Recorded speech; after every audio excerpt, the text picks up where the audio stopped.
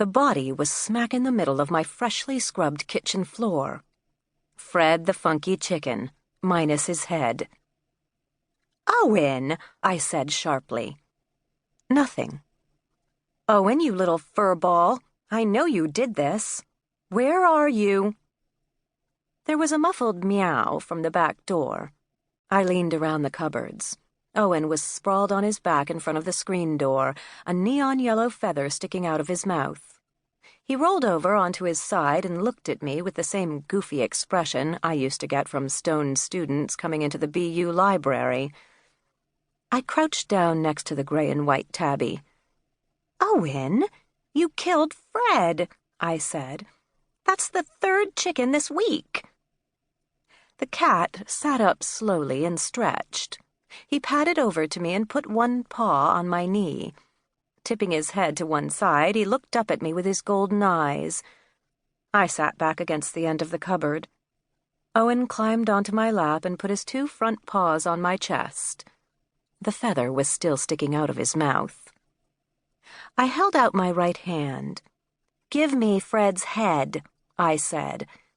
The cat looked at me unblinkingly. "Come on, Owen. Spit it out." He turned his head sideways and dropped what was left of Fred the funky chicken's head into my hand.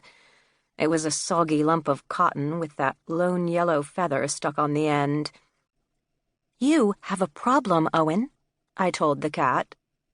"You have a monkey on your back." I dropped what was left of the toy's head onto the floor and wiped my hand on my gray yoga pants.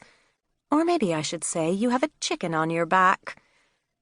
The cat nuzzled my chin, then laid his head against my T-shirt, closed his eyes, and started to purr. I stroked the top of his head. "That's what they all say," I told him. "You're addicted, you little furball, and Rebecca is your dealer." Owen just kept on purring and ignored me. Hercules came around the corner then. "Your brother is a catnip junkie," I said to the little tuxedo cat. Hercules climbed over my legs and sniffed the remains of Fred the funky chicken's head. Then he looked at Owen, rumbling like a diesel engine as I scratched the side of his head. I swear there was disdain on Hercules' furry face. Stick catnip in, on, or near anything, and Owen squirmed with joy. Hercules, on the other hand, was indifferent. The stocky black and white cat climbed onto my lap, too. He put one white paw on my shoulder and swatted at my hair. "Behind the ear?" I asked. "Meow," the cat said. I took that as a yes, and tucked the strands back behind my ear. I was used to long hair, but I'd cut mine several months ago. I was still adjusting to the change in style.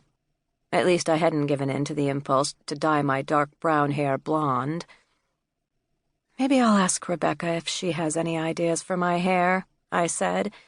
"She's supposed to be back tonight." At the sound of Rebecca's name, Owen lifted his head.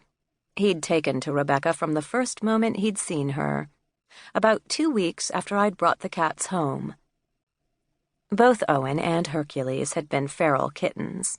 I'd found them, or more truthfully, they'd found me about a month after I'd arrived in town.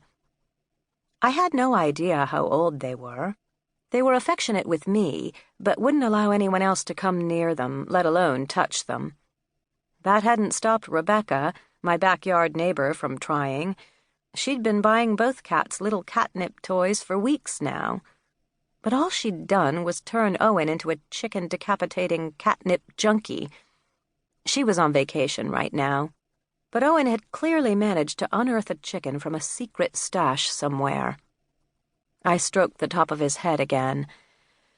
"Go back to sleep," I said. "You're going cold turkey. Or maybe I should say cold chicken. I'm telling Rebecca no more catnip toys for you. You're getting lazy." Owen put his head down again, while Hercules used his to butt my free hand. "You want some attention, too?" I asked. I scratched the spot almost at the top of his head, where the white fur around his mouth and up the bridge of his nose gave way to black. His green eyes narrowed to slits, and he began to purr as well. The rumbling was kind of like being in the service bay of a Volkswagen dealership.